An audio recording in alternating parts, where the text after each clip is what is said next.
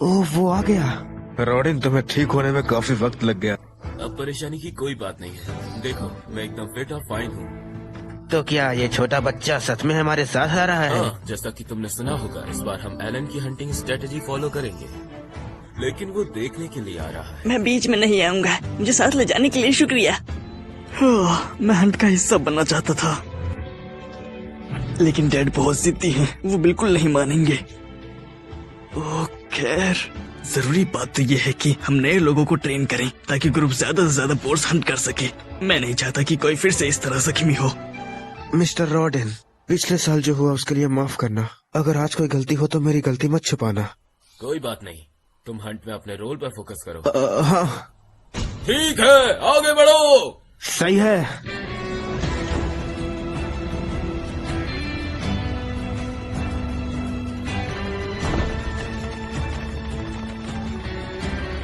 एक सर्फ के तौर पर जीते हुए मेरा ये 7वां साल है और आखिरकार मुझे गांव से बाहर जाने का मौका मिला। एक छोटा कदम आगे, वो पक्का व्हाइट ड्रैगन माउंटेन्स होंगे। पतझड़ के मौसम में बोर्स पहाड़ों के नीचे यहाँ खाने की तलाश में आते हैं। पुरानी कहानियों के मुताबिक एक मैथिकल व्हाइट ड्रैगन चोटी के पास कहीं रहता है। यहाँ का फैंटेसी वाइब तो कमाल का है। हे एलन, क्या तुम डर रहे हो? बिल्कुल नहीं। सब वही करना जो हमने प्रैक्टिस किया था। अपनी अपनी जगह पर पहुंच जाओ। ठीक है।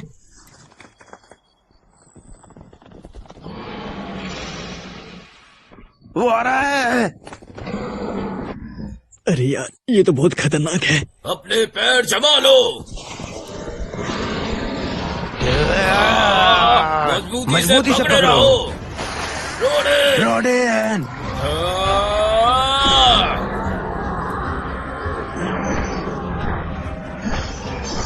बैट टीम बोर को लालच देकर अंदर लाती है, फिर टैंक टीम उसे एक जगह पर रोकती है और आखिर में स्ट्राइक टीम उस पर हमला करती है। ये वही तरीका है जो मेरे डैड और बाकी लोगों ने कामयाबी से हंट करने के लिए यूज किया है।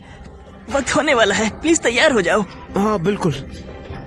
इन डरपोक लोगों पर टैंकिंग के लिए भरोसा करना ही गलती थी। गलती से मेरे पीछे भाला मत मार देना। ठीक है।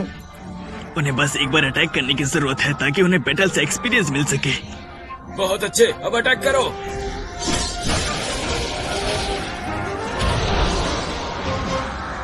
मैं अपने अंदर पावर फील कर सकता हूँ। तो क्या इसका मतलब तुमने ट्रायल्स ऑफ गॉड पार कर लिया है? ओह भगवान का शुक्रिया।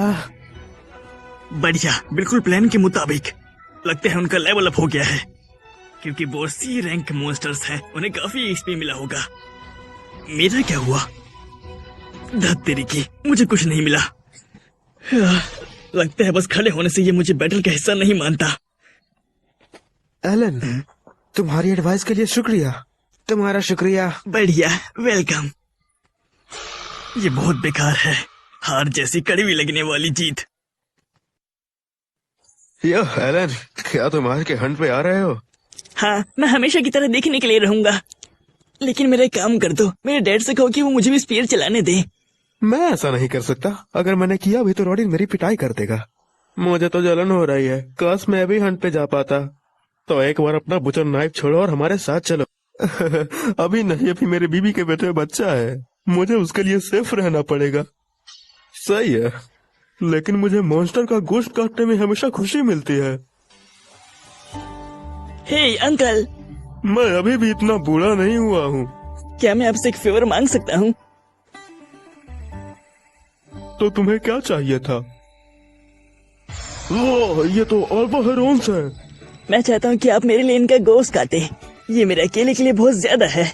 हर एक के बदले में मैं आपको गोश्त के 2 पैक्स दूंगा। सच में? तुम्हें यकीन है? हाँ, ये हमारे फूड सर्वर्स का का हिस्सा नहीं है। मैं चाहता हूँ कि वो इनका गोश्त अलग करे ताकि मैं इसे बचा सकूं। आखिरकार मुझे अपनी फैमिली को सेफ डोम से निकालने के लिए वो 50 गोल्ड कॉइंस कमाने ही होंगे।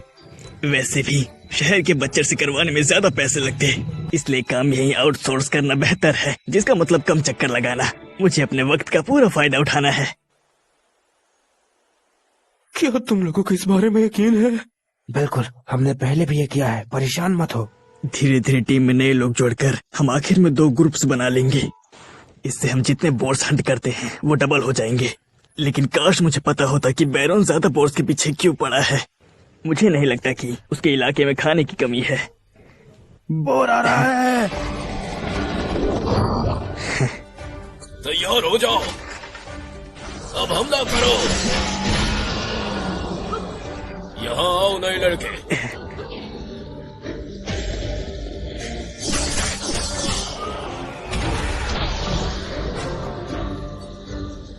मैं महसूस कर सकता हूँ एक और रॉयल ऑफ गॉड खत्म। मेरा भी। हाँ सच में। मैं खुद को ताकतवर महसूस कर रहा हूँ। ओह, कमाल है, मेरा प्लान काम कर गया और मेरा लेवल अप भी हो गया। लड़ाई से ठीक पहले जाओ डेनका। मेरे क्रीचर्स किसी भी जगह समन हो सकते हैं जिसमें 50 मीटर के रेडियस में देख सकूं। और जब तक बोर मेरे किसी एक क्रीचर पर अटैक करता है उतना काफी है मुझे बैटल का हिस्सा मानने के लिए। जो मिले सब सही है, यही एक हार्डकोर गेमर का माइंडसेट है। माफ करना डेनका, रेस्ट इन पीस। इस दुनिया में भी नए साल का जश्न मनाने का रिवाज है, जिस वजह से मुझे पहली बार चीफ्टन के घर बुलाया गया। वो कैंडीज बहुत टेस्टी थी है ना एलन? बिल्कुल, और हमें घर ले जाने के लिए कुछ तोहफे भी मिले हैं। मुझे लगता है ये 15 बोर्स का टास्क पूरा करने का इनाम है। तुम्हारा स्वागत है। क्या तुम्हें चिफ्टन के यहाँ मजा आया? हाँ, तुम दोनों को भी हमारे साथ आना चाहिए था। हाँ, उस दिखावे के बीच बैठना नए साल की शुरुआत के लिए बोरिंग तरीका था। अब पार्टी शुरू करते हैं। राम राम राम।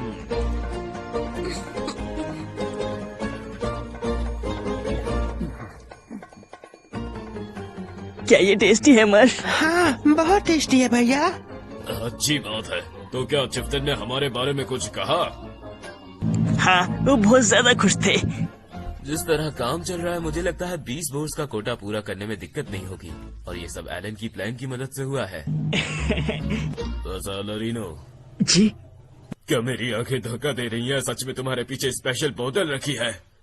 ओह ये शराब है। चिफ्टन ने मुझे गिफ्ट में दी है। क्या? वाह। फंस गए दोनों। अब बस अपना काम निकालना है। ओह हे मश, क्या जल्दी फिर से स्पीड ट्रेनिंग करनी है? हाँ। मुझे भी ट्रेन करना है। भूल जाओ, तुम पहले से ही काफी स्ट्रांग हो क्रीना। हमें मश को तैयार करना होगा क्रीना। अच्छा, बहुत क्या है पता नहीं। बस वैसे ही जैसे पतंग आग की तरफ। क्या कोई बात है? वो तुमने सुना ना, जब से चिफ्टन ने तुम्हें वो लिक्योर दी है? हाँ, ये गिफ्ट है जो उन्होंने मुझे दिया है। ओह हद है। बेवकूफ मत बनो बच्चे। इसमें बेवकूफी क्या है? उन्होंने मुझे दी तो मेरी हुई। सबको पता है तुम्हारी पीने की उम्र नहीं है। हाँ, वही जो उसने कहा। खैर कोई बात नहीं, मैं ये तुम्हें दे दूंगा अगर तुम मुझे कॉन्टेस्ट में हरा दो तो। एक कॉन्टेस्ट? क्या मतलब है तुम्हारा? तुम हम दोनों के खिलाफ हो? बिल्कुल सही। हो जाए। रुको ग्रेडा। ठीक है, लेकिन अगर मैं जीता तो मुझे तुमसे क्या मिलेगा? क्या तुम दोनों सच में इतने कंजूस हो?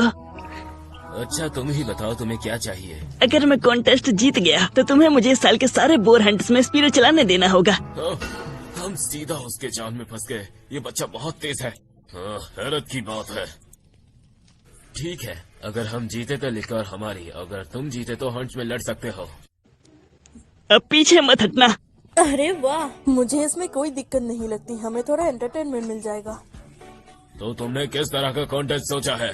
आर्म रेसलिंग, और क्या? Arm wrestling? शुरू करो फिर। माफ करना बच्चे, मैं तुम पर कोई रहम नहीं दिखाऊंगा। लिक्योर का सवाल है। मैंने अपनी इन्वेंट्री इसी के लिए फीडो कार्ड से बाहर ली थी।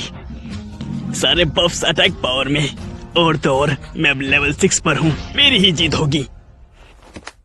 तैयार हो जाओ और शुरू।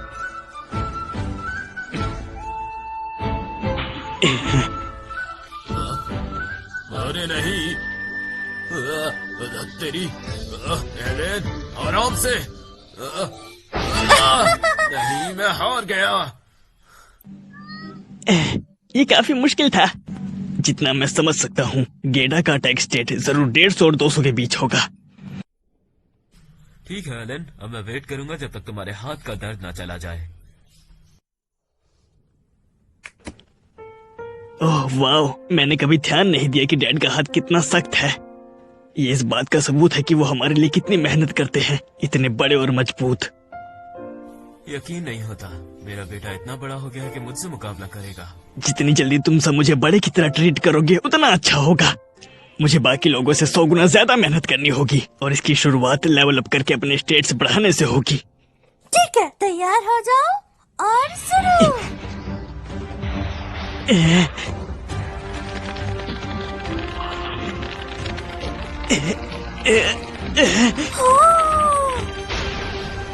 रोडेन जीत गया। हाँ भाई। लगता है मुझे हार मान लेनी चाहिए। उनका अटैक स्टेट कम से कम 300 से ऊपर होगा। आप जीत गए डैड, ये लीजिए आपकी हुई। अरे अब पीने का वक्त है। उनकी ताकत को देखते हुए गेडा का अटैक स्टेट डी रैंक के आसपास है, जबकि डैड का सी रैंक जैसा है। इससे मुझे आइडिया मिल गया कि नॉर्मल मूड पर खेलने वाले लोग कितने स्ट्रांग हो सकते हैं। एक बच्चे के साथ इतनी जोर नहीं लगाते। ओह एलन, तुम दिल छोटा मत करो। हैं? ओह, लगता है उन्हें लगा कि मैं दुखी हूँ। वो सही कह रही हैं, तुम किसी भी तरह से कमजोर नहीं हो, बस मैं कुछ ज्यादा ताकतवर था। और तुम्हें पोल हंट तब तक नहीं करा जाएगा जब तक तुम मुझे हरा। सही है, मैं उन्हें उनकी बात याद दिलाऊंगा। अगर मैं पतझड़ से पहले समन लेवल 4 तक पहुंच गया तो मेरे पास एक अच्छा मौका होगा। ठीक है डैड, मैं अभी के लिए हंटिंग छोड़ दूंगा, लेकिन आपको एक दिन हरा दूंगा। हमें और स्नैक्स चाहिए। तुम दोनों अब बस भी करो। अरे नया साल है, हमें थोड़े मजे करने दो। बस मेरे लिए कुछ खाने को लिया। ठीक है, तुम कुछ कह रहे थे। कुछ नहीं। मैथिल्डा के स्टेट्स भी शायद सी रैंक होंगे।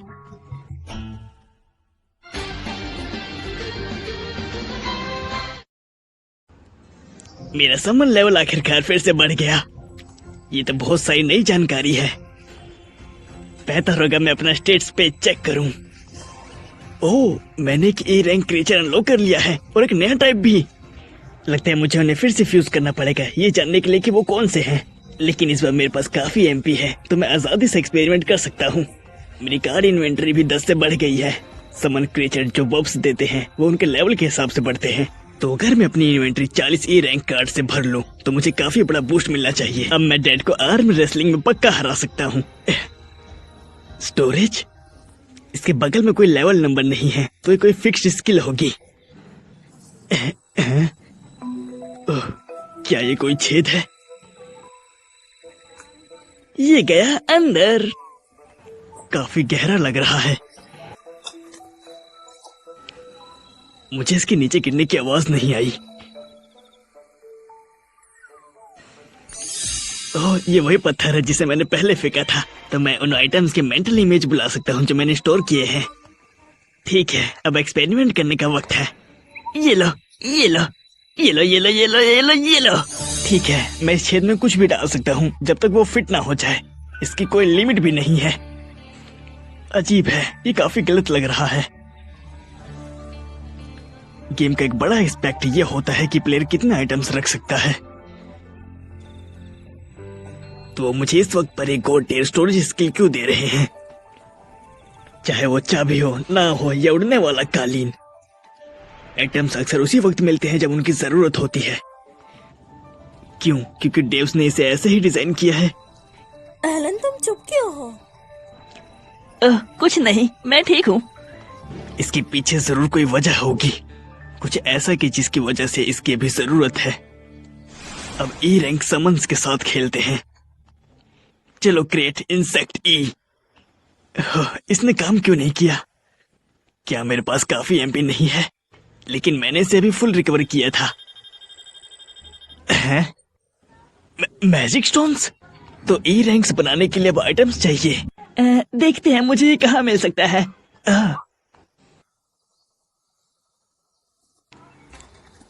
एक निंजा की तरह बिना आवाज किए। इस बैग में स्टोर किए हैं उन सारे पैसों के साथ जो मैंने हाल ही में कमाए हैं। मैंने उन हॉर्नेट रैबिट्स के कुछ मैजिक स्टोन्स रखे थे जो गांव में घुसाए थे। चीजें जमा करके कुछ फायदा हुआ। ठीक है, दूसरी कोशिश। क्रिएट इंसेक्ट ई। भाई साहब, मैंने साफ तौर पर के ई रैंक मैजिक स्टोन पकड़ा हुआ है। ओह, सही कहा, मुझे इसे स्टोरेज में डालना चाहिए। ये गया। और अब तीसरी कोशिश, क्रिएट इंसेक्ट ई। हो गया। लगता है मुझे स्टोरेज का इस्तेमाल इसीलिए करना है। लगता है ये रैंक इंसेक्ट एक बटरफ्लाई है। बाहर आ जाओ नन्हे दोस्त। हैं? अरे तुम तो बड़े हो। ओ तेरी की, छुप जाओ। मेरी तो वाट लग गई, वो पक्का देख लेगी। एलन तुम चुप क्यों हो? अरे मैं वो कह रहा था शज़ाम और फिर योजा, क्या सरप्राइज है?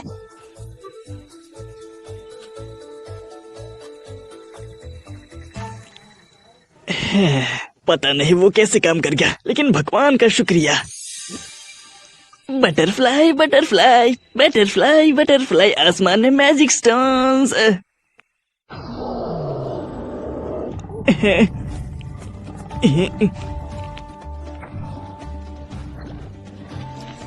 मेरे अपने समन ने मेरी हालत खराब कर दी। द बीस्ट एक सेबर टूथ टाइगर है। हाँ, ये मेरे कुत्ते वाले समन से बड़ा और मजबूत लग रहा है। अरे वाह, ये तो कमाल का है। ठीक है, मैं तुम्हारा नाम टामा रखूंगा। टीम में स्वागत है टामा। अब तुम वापस जा सकते हो। चलो थोड़ा फ्यूजन करते हैं। पहले मुझे बड ई चाहिए।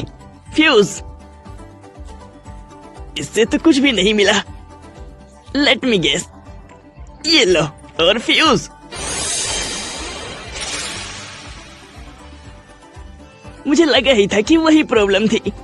इसका मतलब कि मुझे बहुत सारे मैजिक स्टोन्स की जरूरत पड़ेगी। रैबिट, अब वो यहाँ नहीं आने चाहिए। ऐसा क्यों? हमने कुछ साल पहले गांव के चारों तरफ नाले बनवाए थे। ओ तेरी, ये छोटे छोटे मॉन्स्टर भी बच्चों के लिए खतरनाक हो सकते हैं। ये अच्छा नहीं है। बिना रैबिट्स के मुझे और मैजिक स्टोन्स कैसे मिलेंगे?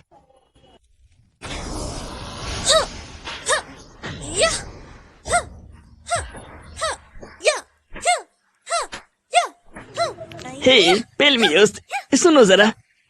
मैंने सुना है तुम काफी समझदार हो। मैजिक स्टोन के बारे में क्या बता सकते हो? Magic stone?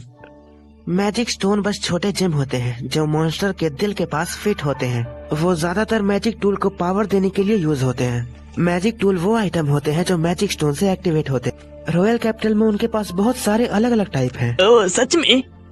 डी और सी रैंक के स्टोन कैपिटल के लोगों के काम आ सकते हैं, लेकिन ई रैंक स्टोन तो बस कचरा है। वो तुम्हें आमतौर पर जमीन पर पड़े मिल जाएंगे। ये देखो। अरे वाह, ये लो। शुक्रिया। कोई बात नहीं। लगता है मुझे गांव के आसपास उन्हें ढूंढना होगा। बैकअप बुलाने का वक्त आ गया है। कुछ गांव वाले की मदद से मैं बहुत सारे मैजिक स्टोन्स जमा कर पाया और अब मैंने सारे अवेलेबल ई रैंक समन्स बना लिए हैं। ठीक है, देखते हैं उनके पास किस तरह की एबिलिटीज हैं।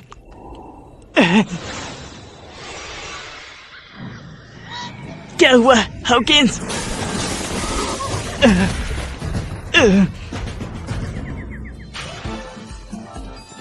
शुक्रिया बीन्जी। पेपिलन,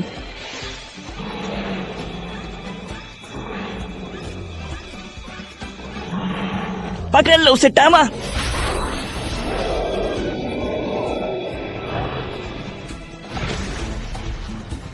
बहुत बढ़िया।